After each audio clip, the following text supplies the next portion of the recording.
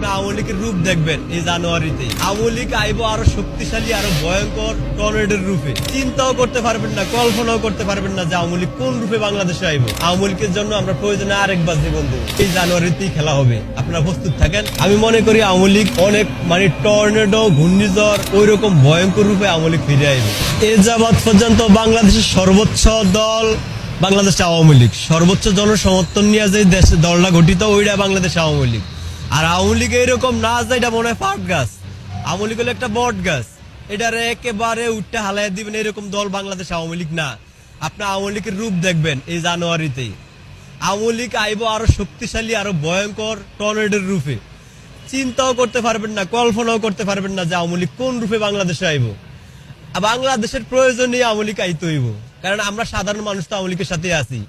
আমরা সাধারণ মানুষ, আমাদের কাছে হয়তো AK-47 নাই, কিন্তু আমাদের কলিজা আছে, কলিজা।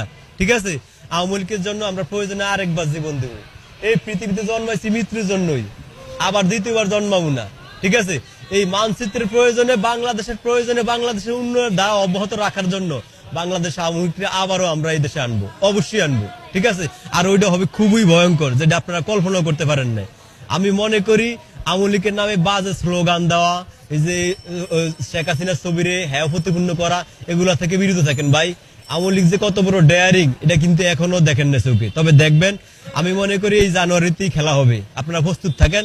আমরাও যারা আওয়ামী লীগের সমর্থিত সাধারণ কর্মী, খেটে খাওয়া মানুষ, তারা দেশের প্রয়োজনে আওয়ামী লীগের সাথে আছি, ইনশাআল্লাহ থাকবো। ঠিক আছে।